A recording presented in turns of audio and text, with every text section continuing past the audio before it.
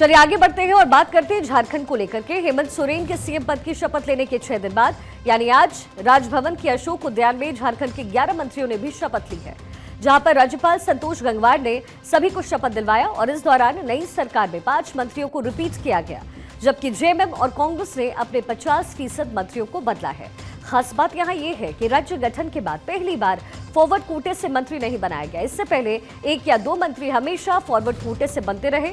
पिछली बार भी गढ़वा से चुनाव जीते मिथिलेश ठाकुर ब्राह्मण चेहरे के तौर पर मंत्री बनाए गए, लेकिन इस बार वो चुनाव हार गए। इसके बाद इंडिया ब्लॉक ने फॉरवर्ड कोटे को ही खत्म कर दिया। झारखंड में मंत्रिमंडल के खाके को इस तरीके से समझा जा सकता है कि मंत्रिमंडल में झारखंड मुक्ति मोर्चा से 6, कांग्रेस से 4 और राष्ट्रीय जनता दल से 1 विधायक मंत्री बने हैं। जेएमएम के हफीजुल हसन ने उर्दू में शपथ लिया, बाकी जो 10 मंत्री थे उन्होंने हिंदी में शपथ ग्रहण किया। इससे पहले हेमंत सोरेन ने 28 नवंबर को अकेले ही मोरहाबादी मैदान में मुख्यमंत्री पद की शपथ ली थी। जेएमएम ने कई कैबिनेट में 3 मंत्रियों को रिपीट किया है, जहां पर चाईबासा से विधायक हैं दीपक बिरुवा, घाटशिला से विधायक है रामदास सोरेन और मधुपुर से विधायक है हफीजुल हसन अंसारी। इस बार भी वो मंत्री बनाए गए यानी रिपीट किए गए। तीनों ही हेमंत सोरेन की पिछली सरकार में भी मंत्री थे। अब देखा जाए तो जेएमएम ने कोल्हान और उत्तरी छोटा नागपुर पर पूरी तरीके से फोकस किया, जहां पर दीपक बिरुवा, रामदास सोरेन और हफीजुल हसन अंसारी को फिर से मंत्री बनाया गया। साथ ही पार्टी ने 3 नए चेहरों गिरिडीह से विधायक सुदिव्य कुमार सोनू, गोमिया से विधायक योगेंद्र प्रसाद और बिशनपुर से विधायक चमरा लिंडा को भी मौका दिया है। इसी बीच हेमंत सोरेन सरकार में दूसरी बार मंत्री बनने वाले दीपक बिरुवा ने जनता से किए वादे को पूरा करने की बात दोहराई। साथ ही क्या बातें कही है जरा आपको सुनवाते हैं। जिम्मेदारी मिली है और उसको बेहतर करेंगे हम लोग। आने वाला दिन इस राज्य का बेहतर हुआ, इसके लिए हम लोग काम करेंगे। प्रचंड बहुमत की सरकार है। अब हुआ सरकार का चरितार्थ हो रहा है और उसको पूर्ण बहुमत दिया है जनादेश ने। हम लोग इसका सम्मान करेंगे। झारखंड मुक्ति मोर्चा जो कि 3 नए चेहरे इस बार मंत्रिमंडल में जिसे जगह दी है, उनके बारे में भी जरा इन्फॉर्मेशन आपको देते हैं। सबसे पहले गोमिया से विधायक है योगेंद्र प्रसाद की अगर बात करें तो योगेंद्र प्रसाद कुर्मी महतो समाज से आते हैं और हेमंत सोरेन के काफी करीबी बताए जाते हैं। वहीं गिरिडीह से विधायक है सुदिव्य कुमार, जो कि 2 बार से गिरिडीह से चुनाव जीत चुके हैं और वो कल्पना सोरेन के करीबी हैं। वहीं मंत्रिमंडल के तीसरे नए चेहरे चमरा लिंडा बिशनपुर विधानसभा क्षेत्र में 2009 से ही विधायक हैं।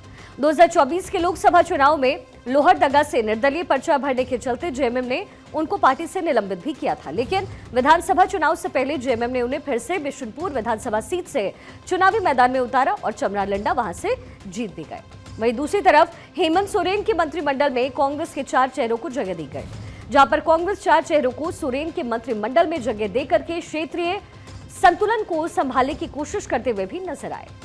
कांग्रेस के कोटे से जामताड़ा विधायक हैं इरफान अंसारी, इसके साथ ही महागामा विधायक दीपिका पांडे सिंह, छतरपुर विधायक राधाकृष्ण किशोर और मांडर से विधायक हैं शिल्पी नेहा तिर्की मंत्री बनाई गई हैं। इरफान अंसारी हेमंत सोरेन की पिछली कैबिनेट में ग्रामीण विकास मंत्री थे, जबकि दीपिका पांडे सिंह कृषि मंत्री थे। पार्टी ने राधा किशोर और शिल्पी नेहा तिर्की को पहली बार मंत्री बनाया है। झारखंड सरकार में पहली बार मंत्री बनने वाली शिल्पी नेहा तिर्की ने मंत्री पद को लेकर के मीडिया से बातचीत की और जनता के कल्याण के लिए बेहतर काम करने की बात दोहराती नजर आई। हमारे कांग्रेस पार्टी के सभी शीर्ष नेतृत्व ने जो जिम्मेवारी सौंपी है ये युवा कंधे पे, मैं इसको यहाँ की जो राज्य के युवा आबादी है उनको एक प्रतिनिधित्व दिया गया है, इसी रूप से इसको मैं देखती हूँ।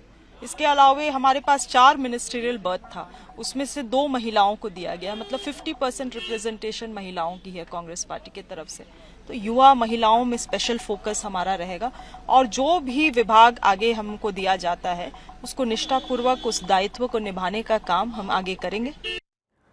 जामताड़ा से चुनाव जीते कांग्रेस के इरफान अंसारी अपने बयान की वजह से हमेशा ही सुर्खियों में रहते हैं। चुनाव के बीच उन्होंने अपनी प्रतिद्वंदी सीता सोरेन को लेकर विवादित स्टेटमेंट दिया था और इस पर बीजेपी हमलावर रही। दूसरी बार मंत्री बनने वाले कांग्रेस के इरफान अंसारी का क्या कुछ कहना था, जरा ये भी सुनिए। बांग्लादेशी घुसपैठिया कहकर हमें नीचा दिखाने का काम किया, हमारी बहनों को अस्मिता को खुलेआम एकदम ये कहिए कि जो पर्दे के अंदर जो बात होनी चाहिए वो सार्वजनिक किया। झारखंड की 3.5 करोड़ जनता का ख्याल नहीं रखा भाजपा ने। एक भी यहाँ बांग्लादेशी नहीं है, फिर भी बांग्लादेशी घुसपैठिया कहा किया। हमारे बच्चे का मानसिकता खराब किया भाजपा ने। आगे क्या रणनीति होगी? हमारी सरकार बनी है, और अभी तो उतलिया हूँ, काम होगा, सबका काम होगा। और जो 18 साल में भाजपा ने नहीं किया वो काम हम लोग करके दिखाएंगे। वहीं महागामा विधानसभा से जीती दीपिका पांडे सिंह बिहार सरकार में मंत्री रहे अवध बिहारी सिंह की बहू हैं। MBA LLB डिग्रीधारी दीपिका की मां भी कांग्रेस की नेता रही थी। हालांकि रामेश्वर उरांव को इस बार मंत्रिमंडल में जगह नहीं मिली, लेकिन फिर भी वो खुश नजर आ रहे हैं। कोई खास वजह नहीं है, नई टीम बनाई गई है। आखिर कम उम्र वाले को भी जगह मिलनी चाहिए ना पार्टी में, तो एक तरह से ट्रेनिंग दी जा रही है, एक नया जनरेशन पैदा किया जा रहा है, कोई और खास बात नहीं है। और इसी बीच सोरेन के मंत्रिमंडल में राष्ट्रीय जनता दल से भी एक विधायक को मंत्रिमंडल में जगह मिली है और राष्ट्रीय जनता दल ने यादव वोटर्स को साधने की नीयत के साथ लालू यादव के करीबी संजय यादव को मंत्रिमंडल में जगह दी। पार्टी ने अपने कोटा से गोड्डा विधायक संजय यादव को मंत्री बनाया है। संजय यादव लालू यादव के बेहद भरोसेमंद नेता माने जाते हैं। बिहार चुनाव को देखते हुए संजय यादव का मंत्री बनना आरजेडी के लिए फायदेमंद भी माना जा रहा है। संजय यादव 15 साल बाद चुनाव जीते हैं और इससे पहले वो 2009 में गोड्डा से आरजेडी के टिकट पर ही जीते। अभी पार्टी के प्रदेश महासचिव भी वो हैं। और वहीं संजय यादव के मंत्री बनने पर देवघर से आरजेडी के विधायक सुरेश पासवान का क्या कुछ कहना है, जरा वो सुनिए।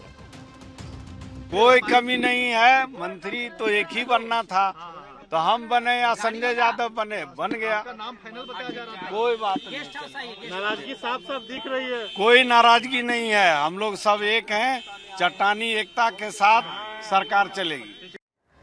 आपको बता दें सुरेश पासवान भी मंत्री बनने के रेस में आगे थे और इसी का जवाब देते हुए वो यहां पर नजर आए। झारखंड की नई सरकार में प्रदेश के 5 प्रमंडलों में से मंत्री बनाया गया है, जहां पर संथाल परगना से सबसे ज्यादा और सबसे कम मंत्री पलामू प्रमंडल से बनाए गए। झारखंड के किस इलाके से कितने विधायकों को मंत्रिमंडल में जगह दी गई, जरा इस पर भी एक बार नजर डालते हैं। नई सरकार में सबसे ज्यादा संथाल परगना से 4 विधायकों को मंत्री बनाया गया। यहाँ जेएमएम और कांग्रेस ने 2-2 मंत्री पद दिया है। नई सरकार में कोल्हान, उत्तरी छोटा नागपुर और दक्षिणी छोटा नागपुर प्रमंडल से 2-2 विधायकों को मंत्री बनाया गया। कोल्हान के दोनों मंत्री पिछली सरकार में भी थे। दक्षिणी छोटा नागपुर से बनने वाले दोनों मंत्री पहली बार बने हैं। वहीं उत्तरी छोटा नागपुर प्रमंडल से भी दोनों नए मंत्री बनाए गए और पलामू को सिर्फ एक मंत्री का पद मिला है। कांग्रेस ने छतरपुर से विधायक राधा कृष्ण किशोर को मंत्री बनाया और ये SC समाज से आते हैं। इससे पहले हेमंत सोरेन ने 28 नवंबर की शाम 4 बजे रांची के मोरहाबादी मैदान में चौथी बार सीएम पद की शपथ ली और उन्होंने अकेले ही शपथ ली थी, क्योंकि कांग्रेस के विधायकों में मंत्री पद को लेकर के रस्साकशी का माहौल पहले भी था और इस वजह से पार्टी ने मंत्री पद के नाम फिलहाल तय करने में उन्होंने वक्त लगाया और आज इसका विस्तार उनकी तरफ से किया गया है।